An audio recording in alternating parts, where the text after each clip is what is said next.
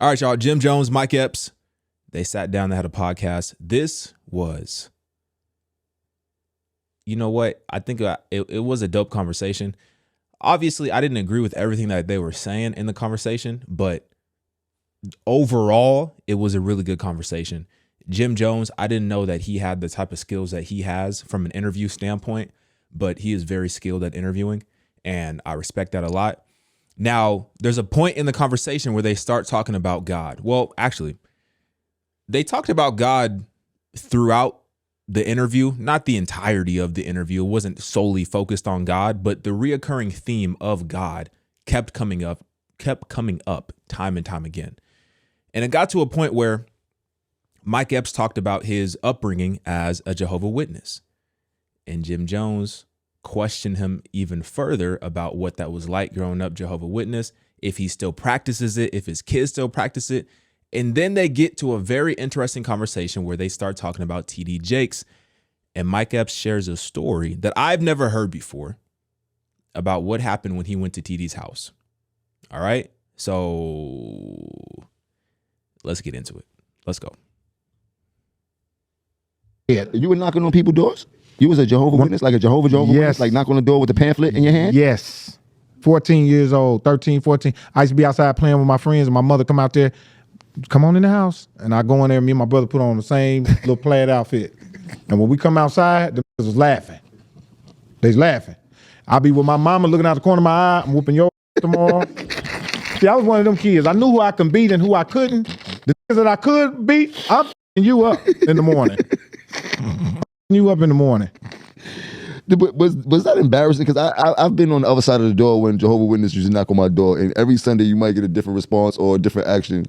It usually wasn't good. People didn't like Jehovah Witnesses because they was persistent, and they would keep knocking. Like my grandmother, she'll keep knocking, and she'll go as far as she'll put her lips up to the screen and say, "Do you know the truth?" They're in there. That's my grandma said. They're in there. I remember one time a dude said, "You better get off this porch before I let this German Shepherd out this bag." Yeah. And you know what? When Christmas came around, Jim, we didn't get no Christmas. My mother shut all the shades and tell us don't look outside.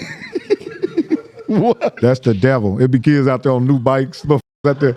I was like, how the f is that the devil? This got a go-kart out there with licorice. I've never got there.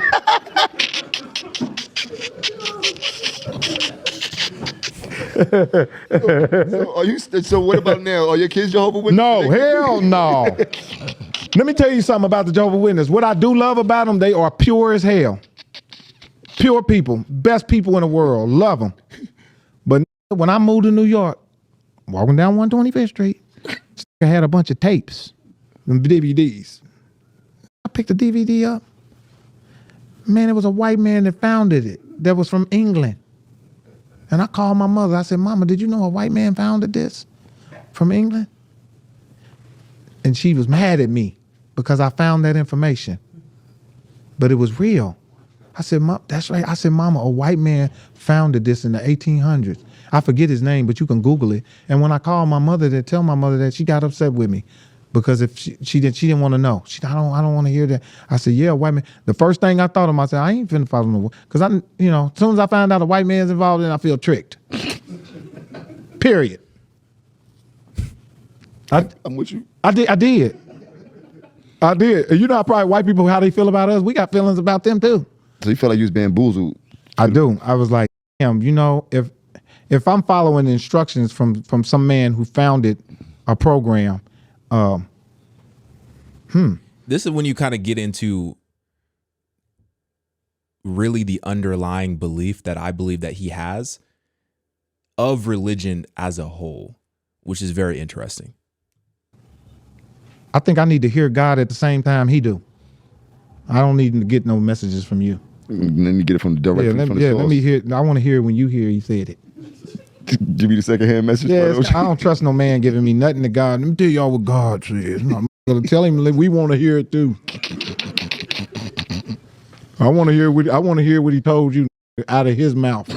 Because you could be 9 times out of 10, you're just telling us that to get us to wherever you got the information in, I can find it too. How you feel about preachers with all these Rolls Royces and jets? pimping since been going on since the beginning of time. And again, people want to be tricked. People want to be tricked. When I was a kid and I seen those evangelists on TV, I noticed they come on at 4:30 in the morning. Who's up at 4:30 in the morning? Your grandmother.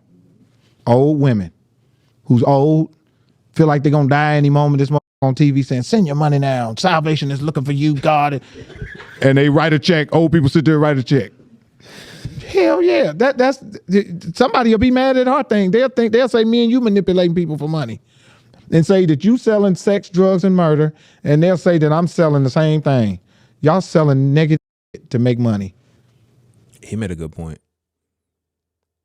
But there's a difference between the individuals who are pimping out the gospel and the individuals who actually have a pure heart. There is a difference. You can't put them all into one category and act like they're all the same, because they're not all the same. They're not all the same.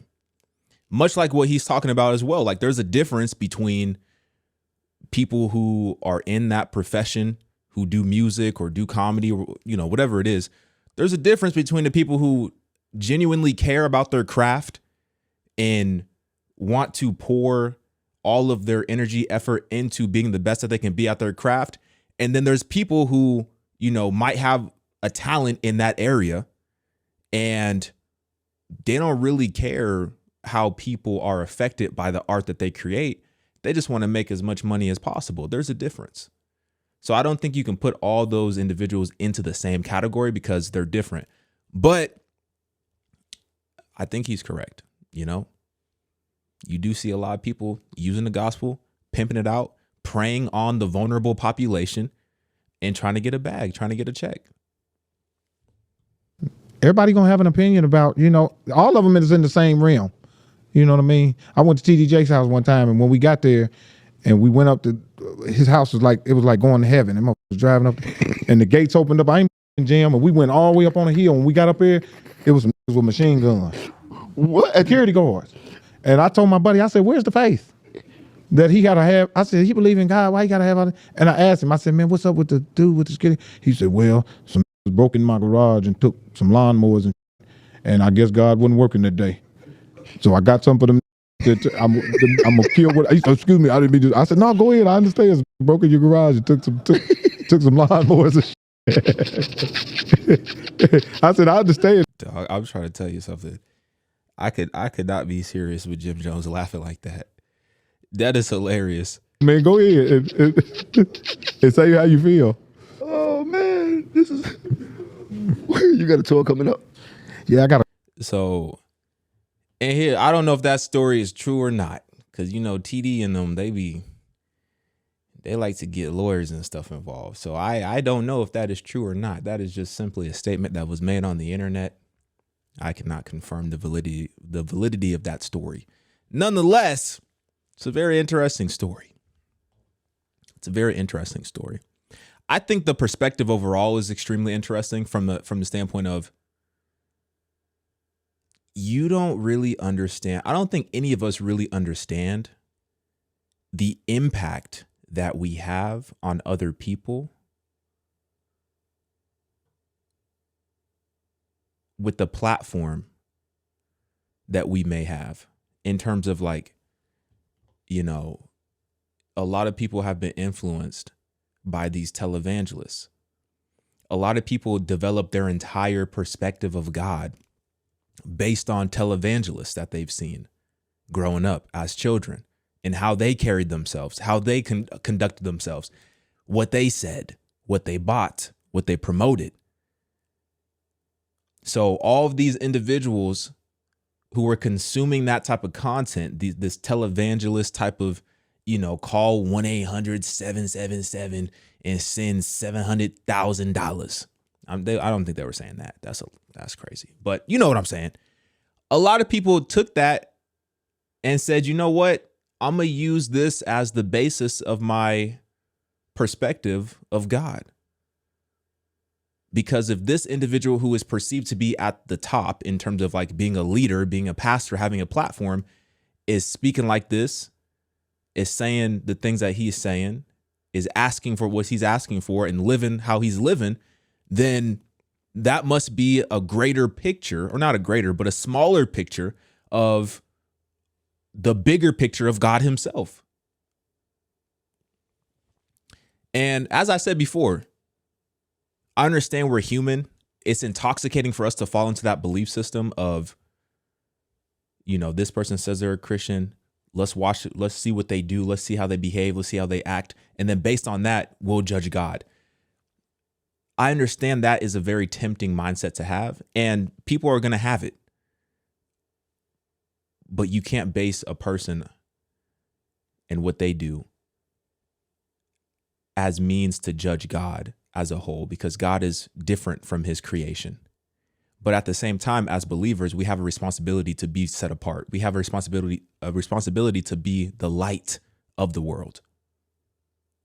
So we have to be mindful of how we are among the unbelievers so that we can paint an accurate picture of the God that we profess that is living in us. Now, as far as the TD Jake stuff, listen.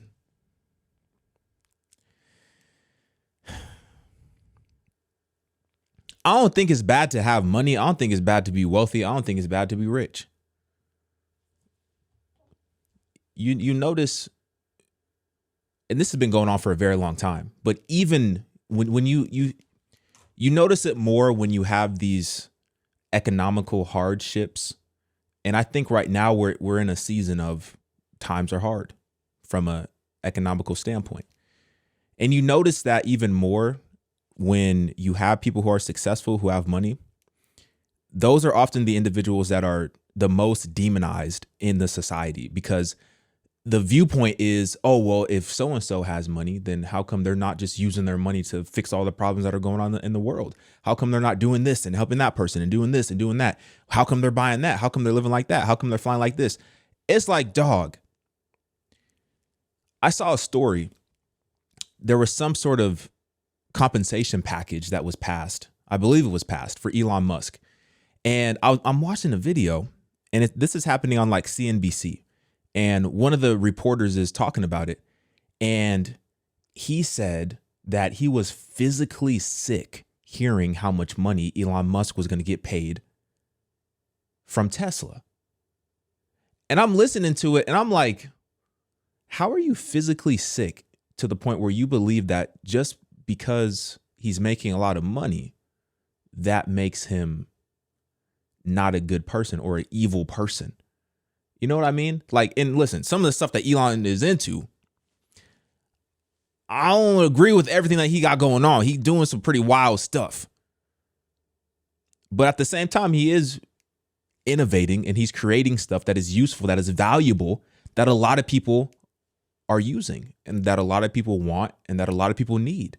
Therefore, they're paying him money. So he's providing value to the marketplace at scale, and he's being compensated because of that. So how come we're upset with people who are building something that is valuable? The marketplace is telling them that it's valuable because they're consuming what they're building. And then they're receiving the, quote, reward for providing value, which is monetary gain. How are you upset with somebody because they're making a lot of money from the company that they built? If they built the company and the company's making a lot of money, how come you're upset at that person that they're making a lot of money? It doesn't make any sense. It makes no sense. Now, what you do with the money, yeah, sure. I think you should use it as a tool. Money is a resource. It shouldn't be your God.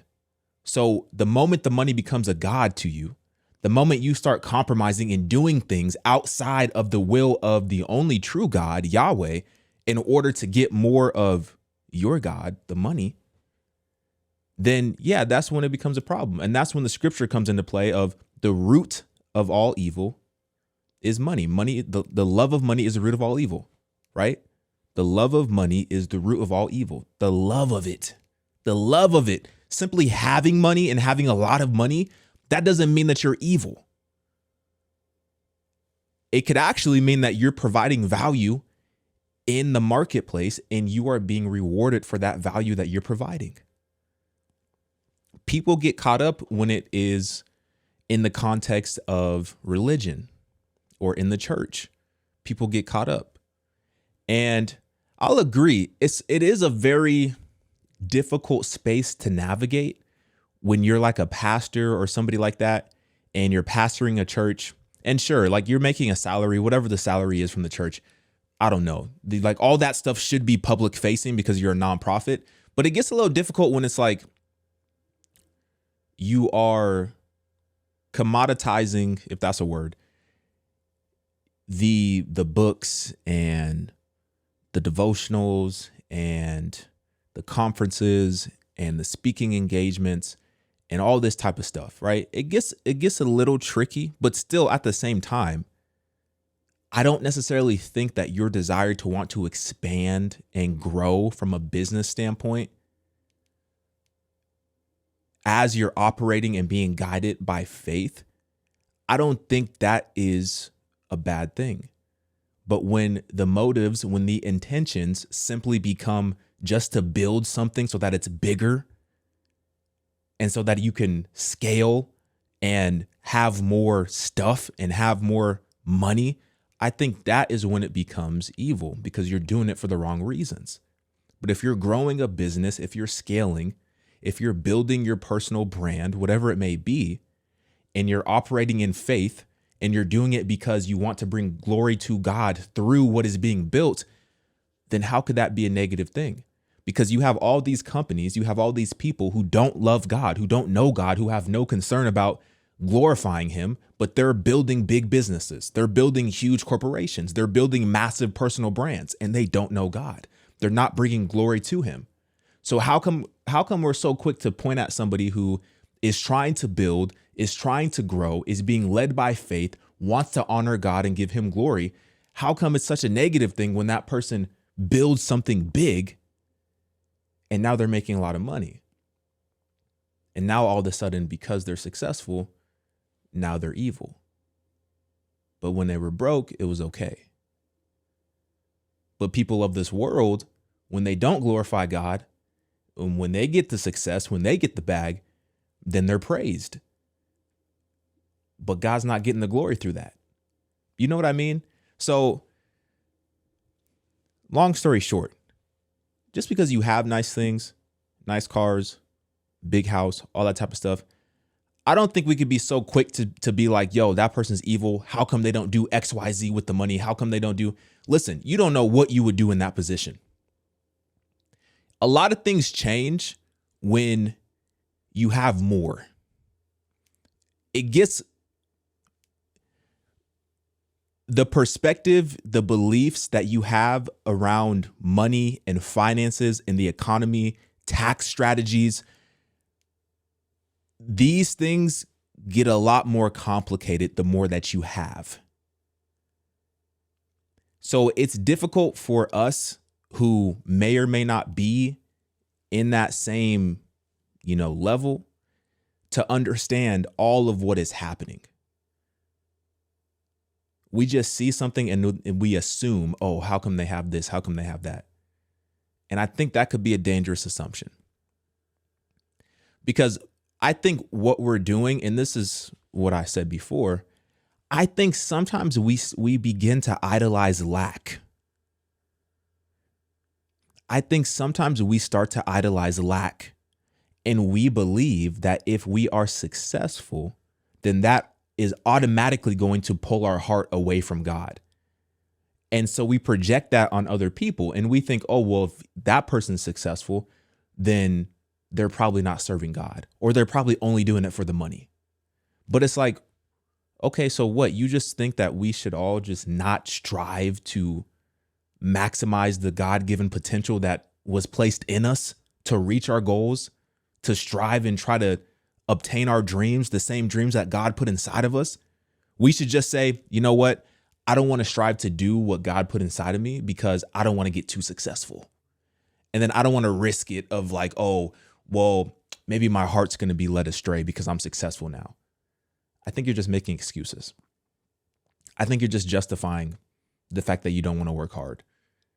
I think you're just justifying the fact that you're actually afraid of failure, and you don't want to deal with pouring your all into something and it potentially not working out the way that you think it's going to work out. And ultimately that indicates a lack of faith. Because if God put that in you, then you know it's going to work out. Because all things work for good, right? For those who love God. So I don't know, man. I see both sides of it. I understand. But just because you had pastors, and I don't know how we got here. This got to a bigger conversation. But just because we see pastors who have mismanaged finance and who have mismanaged the resources that God has entrusted them, just because we see that doesn't mean that you yourself shouldn't strive to maximize and reach your potential, because you could be set apart. You could be different. You could obtain those God-given resources, and you could actually use those resources, use the tools, because that's what money is. It's what I see. Use the tools to serve your community and to bring glory to God and to provide for your family. Not just your immediate family, but your entire family.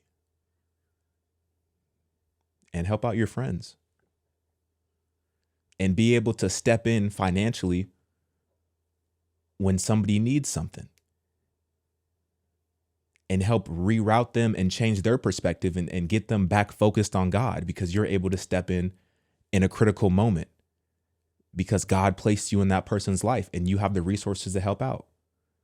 Or that opportunity, that business opportunity, whatever it is, that philanthropic, is that a word? I'm not talking about vacations. I'm talking about that opportunity to give and to donate and to further a mission, a charitable mission. Like, you know what I mean? I don't know. Anyway, interesting video. I know we got off track, but it happens sometimes, you know. We're humans. Let me know what you think. Get in my comments, like this video. I'm out, y'all.